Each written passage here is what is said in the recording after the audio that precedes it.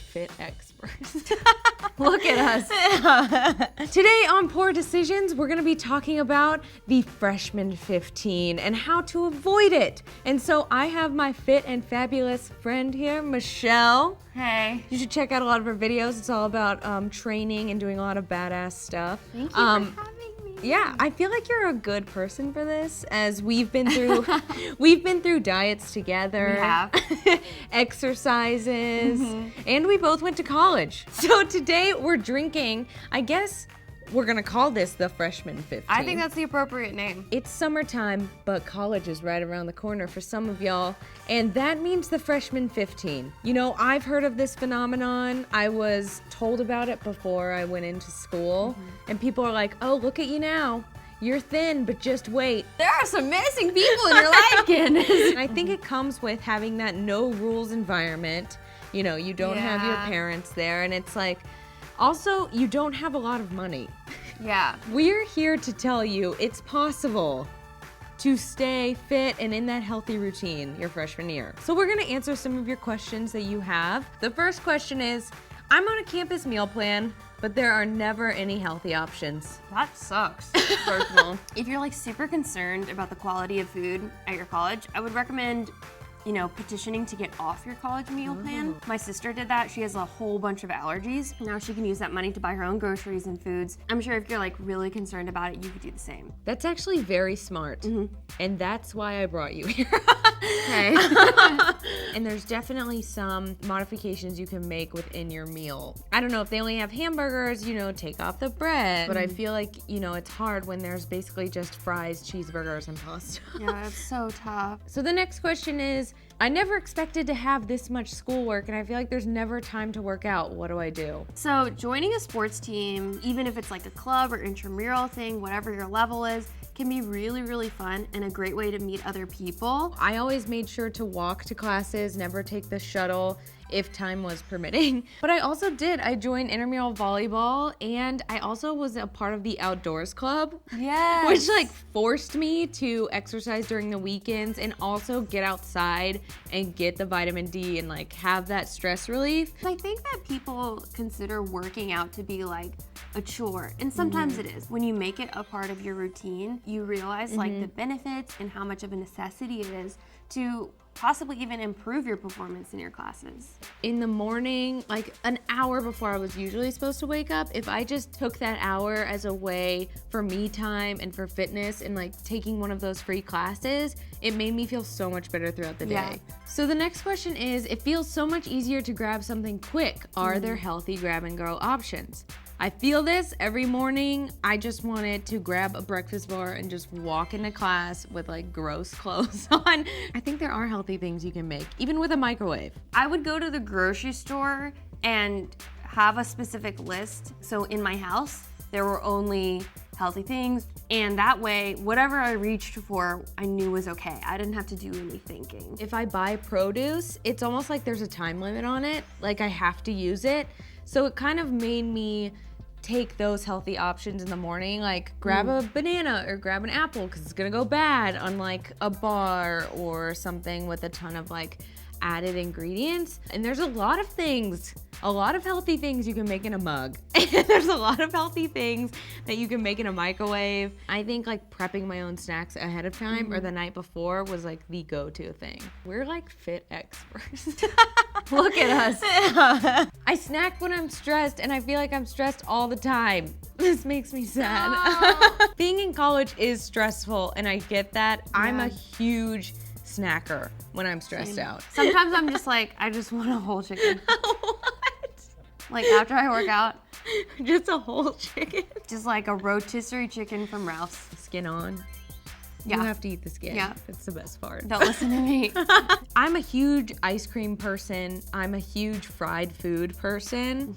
And I've learned that there are multiple hacks that you can use where you're almost tricking your body into thinking you're having ice cream or something. Yeah, and they're not like, oh, I eat spinach and my body thinks it's popcorn. Like, no.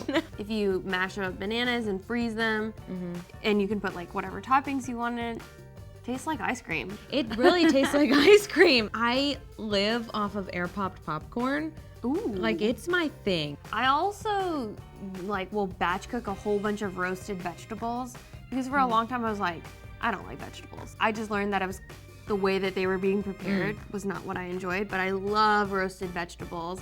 Roasted carrots kind of remind me of like French fries a little bit. I'm not trying to say they are. I was like, another thing that I learned to do is that if I'm gonna eat, just stop doing anything else and sit and enjoy your meal because you'll actually feel fuller. And I learned that when I went on Weight Watchers in 5th grade. What? I had a Buddha belly and people would say, can I rub it? Also, I think like people just aren't hydrated enough. I always put lemon in my water because I find like if there's lemon in my water, I'll drink a ton of it. Water also keeps down salt cravings. Maybe I should drink more water. There's always so much booze at college parties, but how do I still hang there and not drink all those calories? For the record, I am not in support of underage drinking. That's not to say I didn't do it or that I don't know that it's going on, but it's gonna be there. A vodka soda is my go-to. It's kind of the basic bitch drink, but it is that lowest calorie option. If you don't feel like drinking, you don't have to be drinking. And that doesn't mean you can't go to parties and can't have fun. I mean, I was actually dry for like 90% of college because I was constantly in season. Most of the time people are actually like really cool about it. And if you are gonna have a good night, a good night out, first of all, make sure you have a safe way to get home. Because I'm a mom, I would kind of pull a thing of like, okay, I know that I'm gonna go out and have a few drinks tonight, so maybe I should just eat like very clean today. But I was abroad in Germany and all I did was just drink beer all day long and eat sausages. And here we are today, giving you advice. And I gained a lot of weight. And what I wasn't doing was working out and staying active. So I only drink on the weekends. A lot of people that have gotten healthy that don't want to give up completely drinking is that they only save it for the weekends. Oh, that's smart. Yeah. Also, I would have like a drink of alcohol and then a drink of water and alternate in between, which just like, in general, really saves you on the hangover end of things. Yes. I feel like a lot of it's coming down to water right now. Yeah. So a lot of people though, if they save up, they think that they can drink their calories for dinner or even if you're day drinking breakfast, but it backfires. You get very drunk and then you just mindlessly eat. And then you're just gonna load up on Taco Bell at 2 a.m. Is that from personal experience? Are you speaking? This sounds like a story. I ate really healthy at home because my parents were taking care of everything, but now that I'm out on my own, I fear that I don't have any self-control.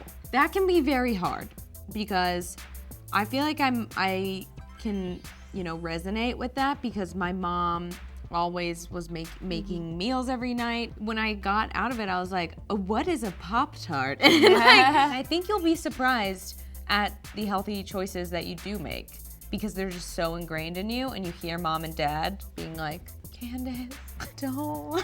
One thing I did when I went to college was I asked my mom and my grandmother to give me copies of all their recipes so that when I went to college, I could use that as a grocery list. Your body is going to change when you go to college one way or another. Some people lose weight, some people gain weight. Some people get really hot when they go to college all of a sudden. I was like, where's this going? Yeah, but just anticipate that that's part of it. But whatever happens is not permanent. When I did gain that weight, it's like I wasted so much time hating on myself and being self-deprecating when I could have just made a change. Like you said, nothing's permanent. But I do love the recipes. Smart. So this is our final question. I feel like I was doing really well and being really healthy, but I feel like I've fallen off the wagon. What now? First of all, please be forgiving of yourself. Yeah. I think that's the biggest thing, is that I beat myself up too much for making, you think mistakes, but you can't go backwards. You have to go forwards. It's okay to get off the wagon because you were once on there and you can get back on. I've been there. I love to eat. Okay, so we talk about the biggest things that we've learned, or a big overarching lesson. The biggest things from today are that your health and your positivity and your state of being are in your hands to a certain extent. And you should take control and love the journey. People feel the need to go on these crazy crash diets or go on these really intensive workout routines to kind of have this ideal look, but like you need to be treating your body right ultimately, and this is about health, and it's not necessarily about weight loss, but just feeling good and treating your body the way it should be treated. Drink a lot of water. Drink a lot of water and everything in moderation, and be really forgiving of yourself. Someone said that the longest relationship you will ever have is with yourself, and I was like, oh God. oh my gosh. Like that's just crazy that the body you have right now is going to be the one you right during that intense, in that sweet moment, you lose your Pop-Tart.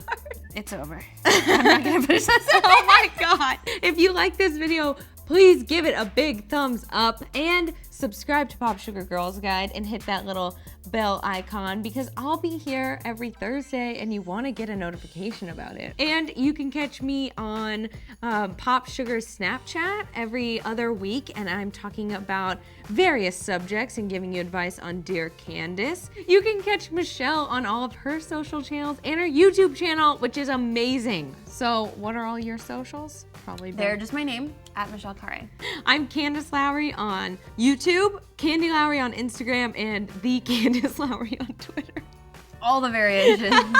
Thank you so much for joining me and having the Freshman 15 with me. Yes. What an adventure. All right, guys, I'll see you next week. Bye.